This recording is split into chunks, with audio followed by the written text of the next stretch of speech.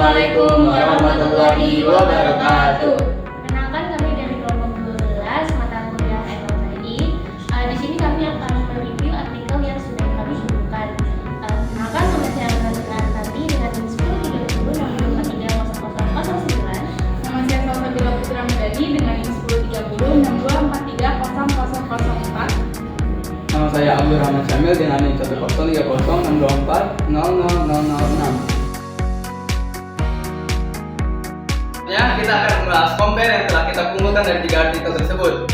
3 artikel menyoroti pentingnya project management dan IT service management dalam membangun kapabilitas organisasi di tengah perubahan yang cepat. Patricio et al. Tahun 2021 menunjukkan bahwa PM berperan dalam membentuk dinamik capabilities melalui transformasi, pengetahuan proyek dan penerapan metodologi seperti Agile dan Waterfall. Savitri et al. Tahun 2023 mengevaluasi layanan TI Sidela dengan menggabungkan Balance Scorecard dan COVID 2019, menemukan kesenjangan kapabilitas yang perlu diperbaiki meski target BSC tercapai. Sementara itu, McLean dan Tita tahun 2023 merekonstruksi ITSM sebagai sistem kontrol manajemen yang mencakup 5 jenis kontrol, menjadikannya alat strategis untuk meningkatkan kualitas layanan dan sinergi bisnis TI. Berikutnya adalah kontras ketiga artikel. Artikel pertama menjelaskan hubungan antara project management atau PM dan kemampuan dinamis menggunakan pendekatan riset kualitatif serta memberikan kerangka kerja tentang cara PM bisa membantu organisasi dalam mengembangkan kemampuannya. Artikel kedua fokus pada tata kelola teknologi informasi strategis dengan menggabungkan framework COVID 2019 dan Balance Scorecard untuk mengevaluasi efektivitas layanan helpdesk. COVID 2019 digunakan untuk mengukur kapabilitas proses TI melalui domain DSS 01 sampai DSS 06.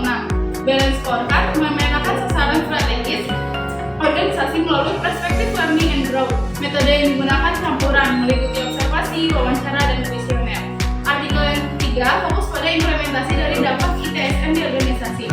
Artikel ini mengkonseptualisasikan ITSM sebagai manajemen control system atau MCS yang memberi kontribusi terhadap transparansi, kualitas layanan, produktivitas, kepuasan pelanggan, dan alignment bisnis TI. Pendekatannya lebih strategis, menempatkan ITSM sebagai bagian dari kontrol manajerial, bukan hanya praktek teknis. Selanjutnya, kita akan membahas tentang kritik.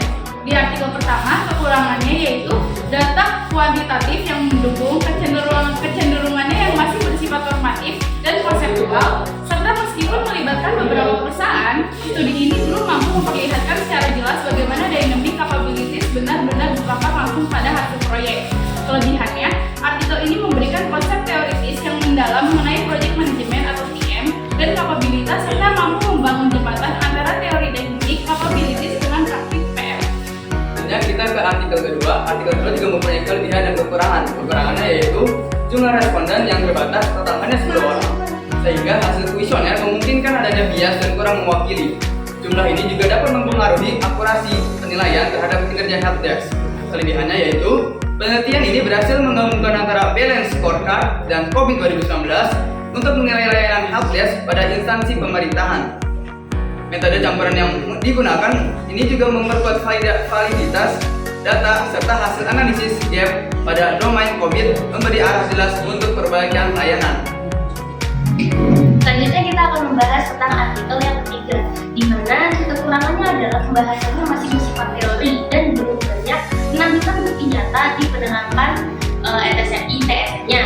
Juga fokusnya itu juga lebih ke fungsi internal TI, jadi belum terlihat bagaimana ITSM itu berpengaruh di tingkat organisasi secara keseluruhan. Selain itu, fokus seperti budaya kerja, kesejahteraan SDM, dan tantangan implementasi di ITSM di lapangan juga perlu dibahas secara mendalam.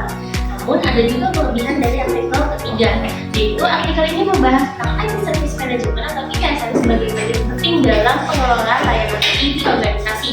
ITSM dijelaskan bukan hanya sebagai praktik teknis, tapi juga sebagai sistem manajerial yang membantu meningkatkan transparansi, kualitas layanan, produktivitas, dan juga keselarasan antara bisnis dan TI. Konsep ini menunjukkan kalau di ITSM itu bisa memberikan dampak strategis dalam pengendalian dan juga pengambilan keputusan di bidang TI. Kita membahas synthesize. 3 artikel tersebut menjelaskan bagaimana PM dan ITSM akan berkembang menjadi sistem yang kompleks dan saling terhubung. Di tingkat organisasi, PM dan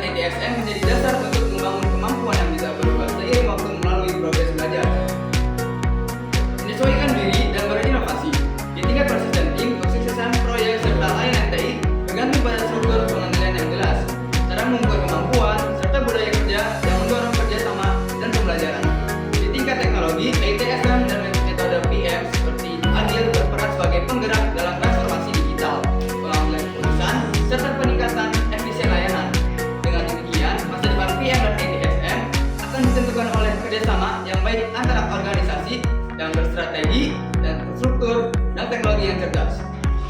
Berikutnya ada ringkasan dari ketiga artikel yang telah kita bahas.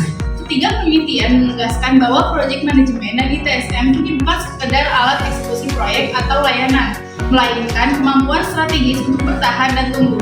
Patricio et al. Pada 2021 menyoroti pentingnya dinamika kognitif sebagai hasil dari transformasi pengetahuan proyek. Savitri et al. Pada 2023 menekankan ke evaluasi kapabilitas dan kesenjangan tata kelola layanan TI melalui integrasi BSC dan COVID 2019, dan McLean dan Titah pada 2023 menghadirkan ITSM sebagai sistem kontrol manajemen yang berdampak pada kualitas layanan dan elemen strategis. Jika digabungkan, masa depan ITSM dan project manajemen akan berwujud ekosistem adaptif, terstruktur, dan berbasis kontrol cerdas, menghubungkan kekuatan organisasi, proses, dan teknologi untuk mencapai keunggulan berkelanjutan.